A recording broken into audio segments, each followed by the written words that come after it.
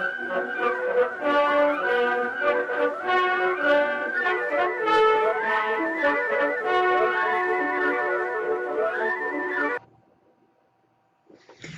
there! Today we're going to talk about an ink that is stored in my hat. It's a little known fact, but my hat has a little pouch. You see that? That will keep an ink vial. I'm not cheating.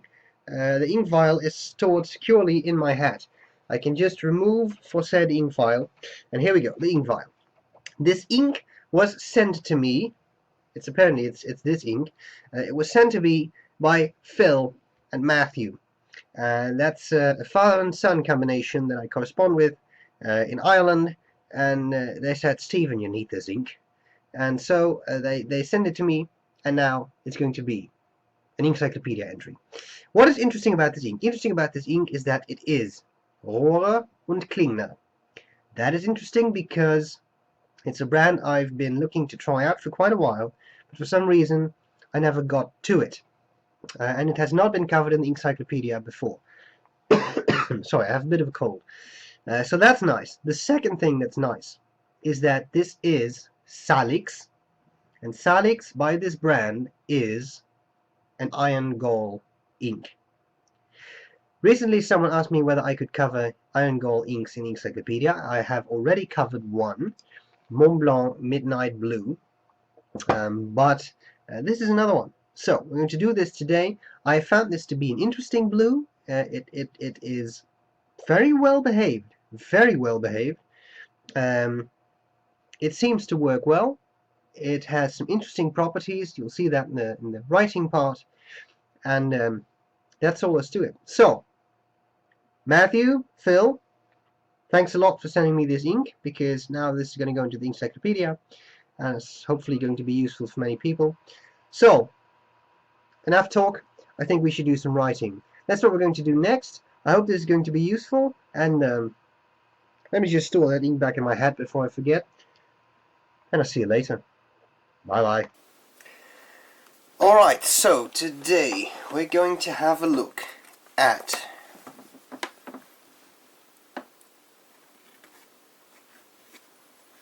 Rohrer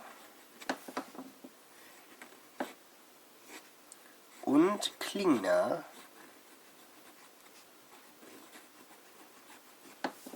Salix. I'm just going to say Salix, and I think we should start with some fine writing.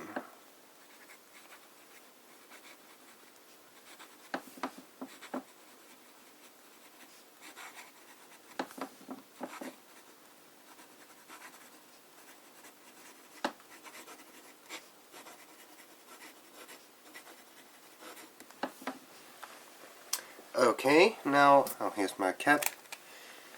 We move to medium.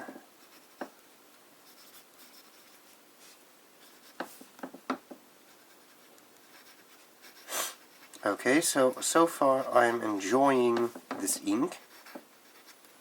It flows well. No hard starts. No skips. Looks good. Also, I notice that when the ink is wet, it seems to be a relatively light blue, and it dries to something that, this is, well, I won't say Penman Sapphire, but it is an intense blue, and then it dries to something that is a bit grayer.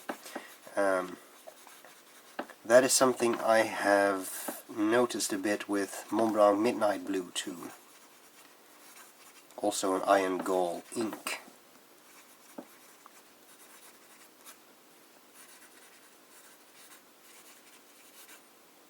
Boom. That was broad. And then finally we have an italic nib.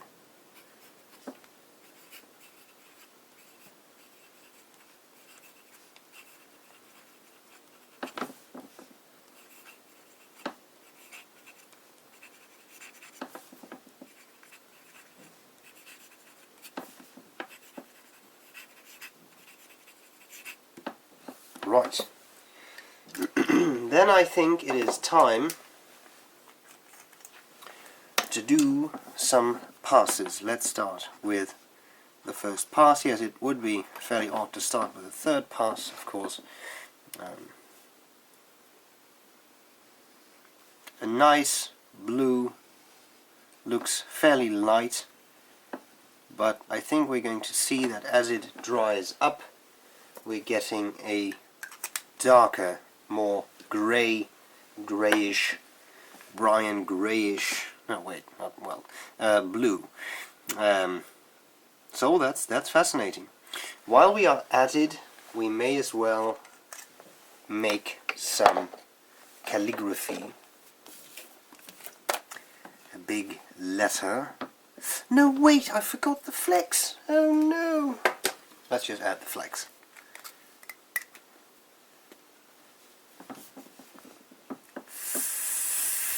Flex.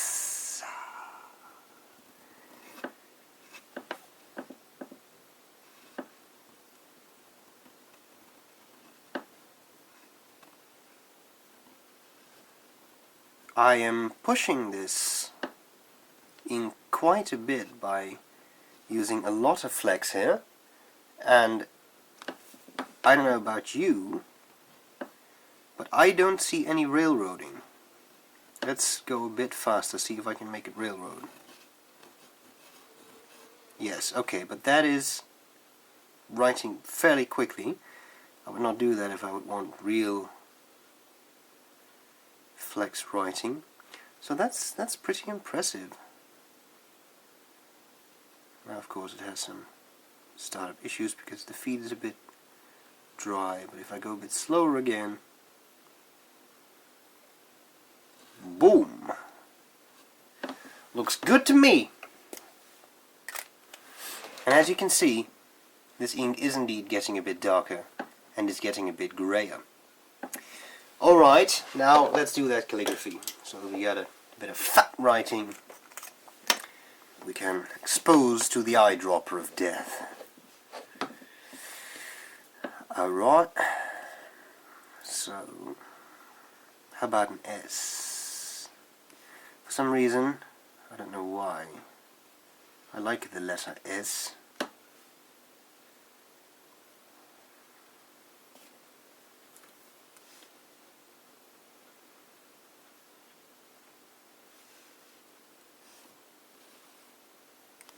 S for Salix, and incidentally for B.R.E. Brown.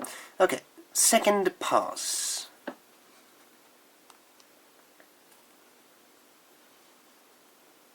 Ooh, yeah, looks good to me. Now, I want a bit of regular writing.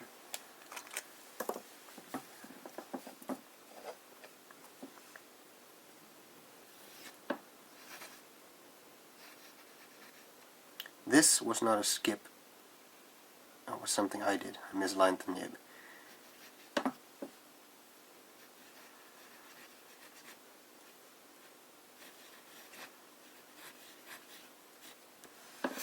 Alright. And I think that we should start doing some tests here. So, first of all, there is that moment you've all been waiting for, the Tardif test.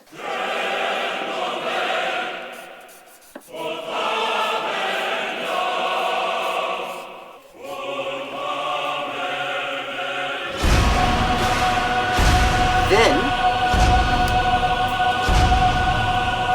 I think we wait for just a second. And we have a look at the third pass for the highly saturated pens. Now I think that we should have a look at that very sad moment where our ink disappears, and for that we use the bastard brush.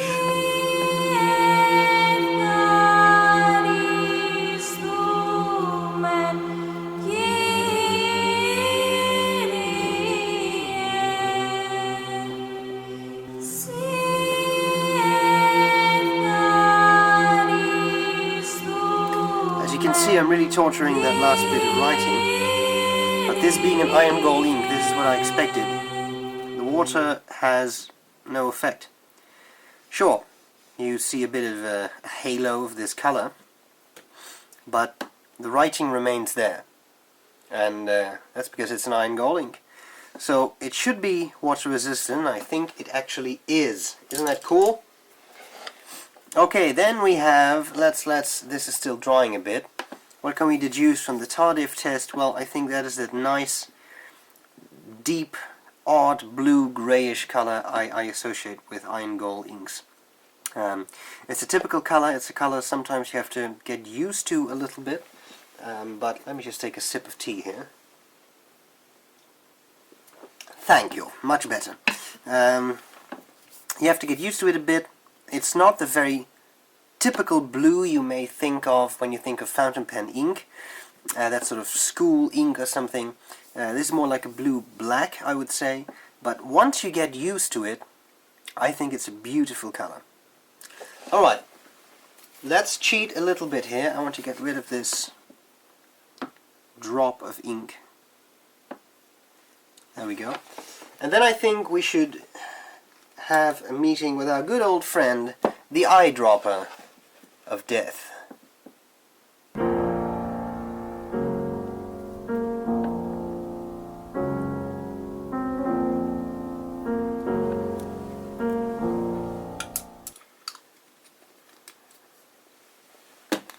And quite simply, yet again, I don't see any ill effects of the water on the ink. So I guess there's only one more thing we can actually attempt. The Brown benchmark. Now that was a serious benchmark. Cool. Okay. I just did some damage control on my finger. I'm back now. Here we go with this ink. I think we need to figure out a scorecard for the ink. So what we have is cleaning. Well, being an iron gall ink, you may fear for the worst. According to Phil, the ink is not extremely difficult to clean, and I got the same impression from Sarge, who was on the show yesterday and who has this ink as well. For the Inkcyclopedia, I ink up, 6 pens. I had a lot of this ink on my fingers, and I took some of that what's the stuff called? The cleaning fluid, Regeron. That's the name of the stuff I have. I put some of that in my hand. I just wash my hands, and the ink is gone. So even though it is iron gall, it is not impossible to clean or anything. It's not like India ink, which is very hard to get off. So that's very nice. So although I haven't cleaned it from a pen yet, based on my hands, I'm not too fearful about all of this. So I'm going to say cleaning is okay to good. I guess it depends a little bit on how easy it is for you to open up a pen, really flush the feed well, etc. But it's not exactly the doesn't seem to be a worst case scenario. Bleed through. We'll have to look at that later. Color. Well, blue-black, I would say. Bit grayish. And we have shading. Well, let's have a look at shading. I haven't really paid a lot of attention to that yet. I think you see that very well in this flexi stuff. It goes from a lighter blue to a darker blue. This is the 3 nibs, so a non-saturated nib and a highly saturated nib. It goes from a light blue-gray to a really blue-black dark grey. You see some nice shading in the broad nibs.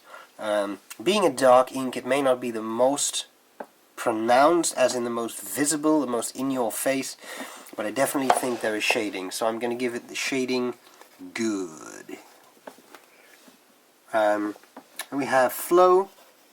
Well, flow is good. I can say nothing bad about it. The pens were inked up, immediately wrote, no hard starts, nothing. Feathering. Have to check that later on some other paper. Drying time. Well, that doesn't seem to be excessive, so I'm going to say good. this brown benchmark right there. I don't know whether you can see that, but it's there. Waterproofness.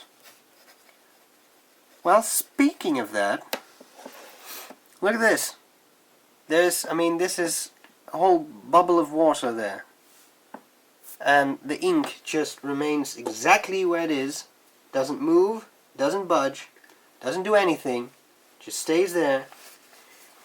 I'm going to get rid of that excess water.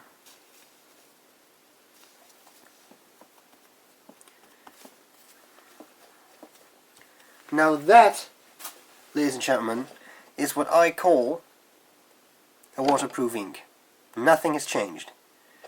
Same thing there. So, waterproofness, very good. And now we should switch to some cheap copier paper. Where do I put my paper? I put my paper right there. Okay. Copier paper. Let's start with a fine nib. Here's a fine nib.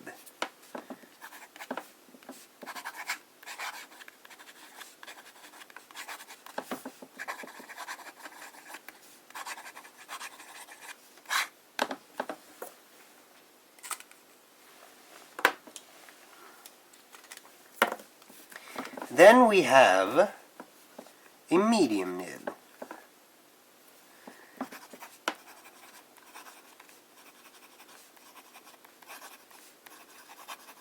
And the paper, believe it or not, is still copier paper. Then we have a sip of tea. Sorry. Alright, then we have broad.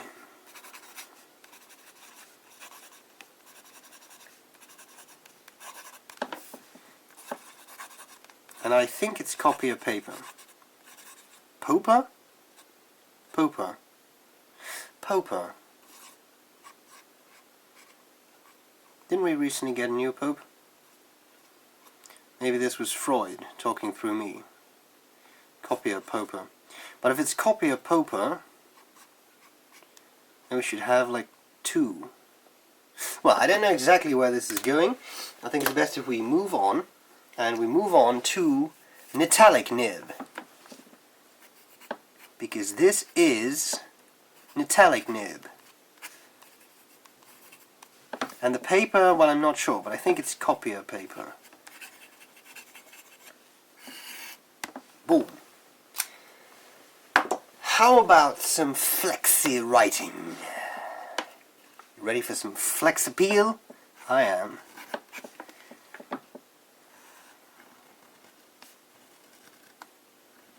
Ooh, railroading.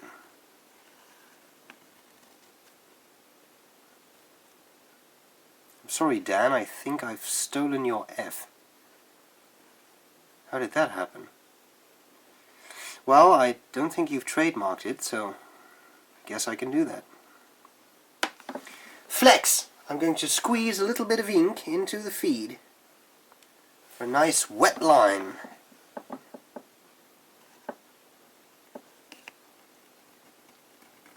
There we go.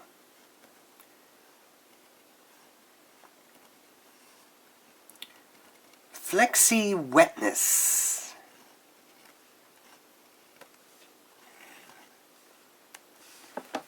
Oh, right, and then I think we should have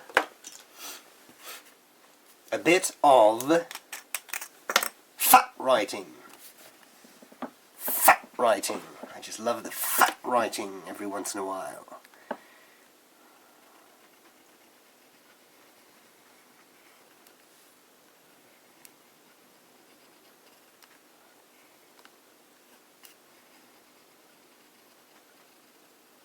This is just an O. It's the most boring letter. Well, not necessarily the boring. The most boring letter in the alphabet, I'm afraid, is an I. I mean, when you think about it, Oi. Oi, what are you doing? You want some crab salad? Oh, anyone say oi? I think you just said oi. I think, can I interest you in some crab? No, go away. Sorry about that. Oi. Right. So, what can we deduce from this writing? Well, I don't see any feathering in normal writing. Not even in the broad nib, in the drawing. This is an italic nib. I don't see any feathering there. I see very little feathering in the flexi writing, which I was pushing quite a bit. This is just double lined. I don't think that is actually feathering. I think that's more like a bit of ink. Well, that's good. I don't see any feathering here.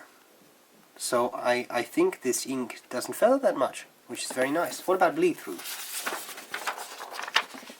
A well-behaved ink. This is flexi writing on copier paper. But all the other writing doesn't bleed through. Even this fat writing doesn't really bleed through. There's a bit of... It's not even shade through. I think that's just an impression made by pressure from the nib. It's a physical thing, but not really inky. What about the regular writing on the Rohrer paper? I don't see any feathering there. I see a bit of bleed through, but that's a brown benchmark. We can't really take that seriously. So I think we have us a good ink here. So what can I compare this to? Well, usually when I do these comparisons, let's first finish this up. Bleed through is good.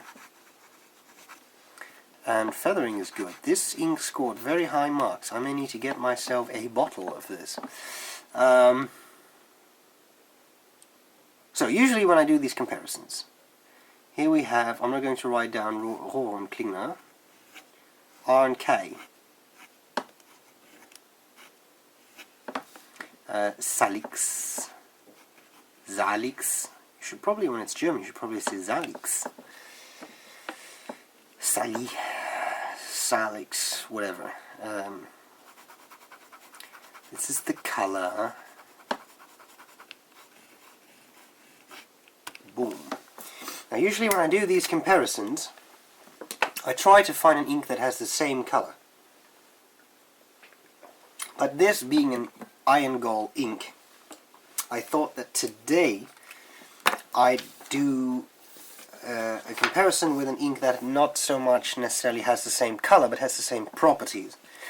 And that ink would be Mont Blanc Midnight Blue, which is another commercially available iron gall ink for fountain pens.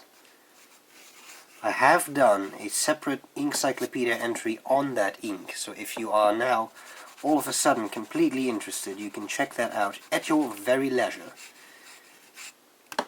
I have the feeling this ink is a bit more saturated and is even grayer and darker than this Salix, which is something you can see here. Now when the two of them dry up completely, I think this Midnight Blue 2 is a very dark, intense blue. Very dark. A true blue-black.